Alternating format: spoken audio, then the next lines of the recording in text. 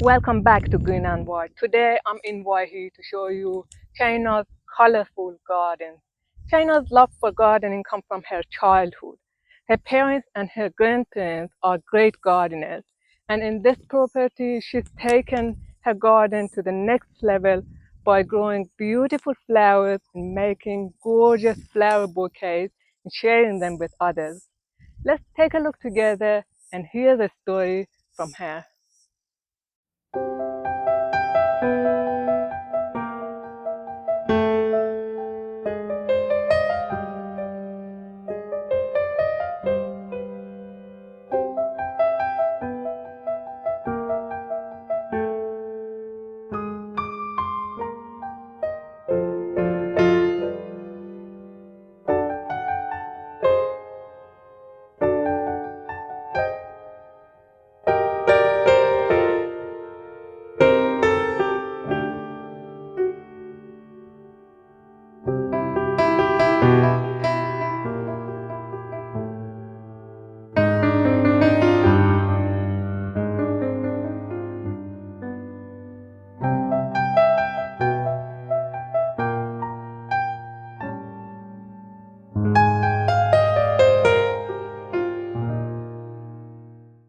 Hi, my name is Cheyna.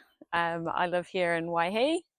I was born here and I have 3 children that are all teenagers now. This is my garden. My mum is right into gardening and her mum was too. So I think from a young age I was exposed to a lot of that sort of stuff. I didn't really get into this until probably about 4 years ago. Um, I I think for me it was for my mental health. I realized how much joy I got out of growing a flower, and since then it's just got bigger and bigger. um, so now I do bunches for people, and I like to see others enjoy them as much as I do. I brought this property 4 years ago, and it was just a bare paddock, just with the shed covered in blackberry. And so since then, I've spent a lot of hours in the garden developing it and getting it to where it is now. So originally, I was wanting to create a massive veggie garden. I don't eat meat, so I eat a lot out of the garden. So that was the start, and I didn't have really any flowers, it was just all veggies. And then I think I bought my first dahlia maybe not long after that, and since then I have just collected more and more. It's just become a bit of a obsession, I think. um, and then expanded into other flowers that I can add into bouquets. These all die down in the winter, so there's actually nothing out here in the winter time.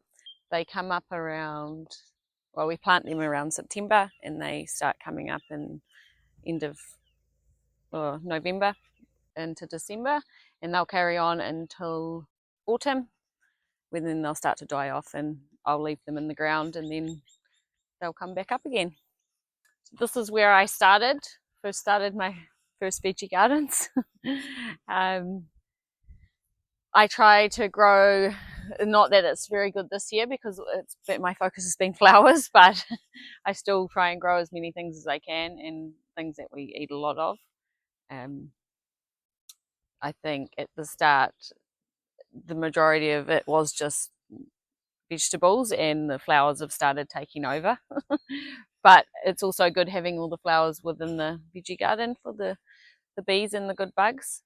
I was lucky enough to have a friend that is very educated on gardening, and she does gardening workshops, and she really got me into learning the best way to grow things and having the in-ground gardens. So no dig, which makes it a lot less work and a lot easier. I think I looked at what we eat a lot of and based that on what I would grow. So I grow most of our potatoes for the year, pumpkins, and at this time of the year, lots of tomatoes, cucumbers, beans. Yeah, just things that I found we ate a lot of. I would prefer to eat things that have no sprays and things like that. So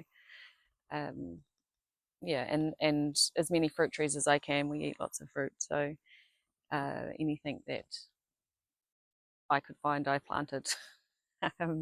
I've got bananas that are hopefully going to fruit, and at the moment, a lot of just plums and peaches, things like that.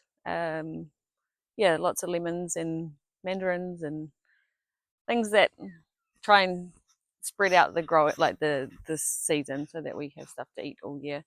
I think I'm lucky that I've got this bit of bush here with a stream running through it. It's sort of created a bit of a microclimate here, and everything seems to grow really well. When I removed the house here, we didn't have a bath inside, and we don't have room to put a bath in, and that's one thing I love to have. So I've put one down by the creek down there that I light a fire under, and definitely gives a different experience. I really enjoy it. The first year I grew these out here, I didn't have any support, and I used bamboo and tied them all up, which didn't work too well when the wind comes through. So I decided to get some of this, which has worked really well. It's created a lot less work, and I can settle that up in the winter before I get busy with my other job, and then let them go. And so I've just used old fence battens that I had on this property when we took some of the fences out, and this is a plastic netting, which I reuse every year. That's one thing that takes a bit of time, is cutting all the dead dahlia plants out of it, but saves me having to get any more or waste what I've already got.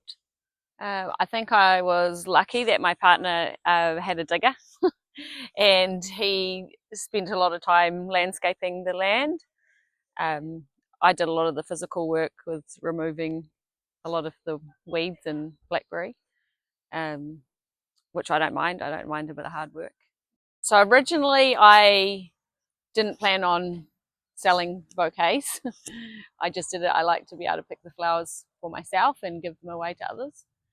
But I think as I've gone along, I've realised there's a bit of a market there, and that I was able to make a little bit of money off them to then put into my garden, buy more flowers. So it's not really about the money. I think I just enjoy being able to share them with other people and see them get enjoyment out of them, which I think for me it was quite important when I was struggling with mental health, and how much joy it gave me, and realizing how a simple thing like that could give you so much happiness. So I like to share that with others, and I think going forward I would like to do this more. I actually inseminate cows in the off season of this, so being a vegan, that's not really aligned with what I believe in, but for now it works, and it gives me the time to be able to spend in my garden and do what I love doing. So for now I think I'll just slowly build up. I've already got plans of extending it and growing more so that I can supply more next year, and hopefully maybe do some weddings and things like that. I've done a couple and I've got another one coming up, and I quite enjoy going and creating bunches for those types of things. So yeah. I find these pom-pom ones here are the best ones for bouquets. They seem to last a lot longer. So that's my plan this year, is to take all the big dinner plate ones out and put them where I can see them, and they'll just stay in the garden. They won't be for picking. And I will split all these ones up so that I've got more to pick for bouquets.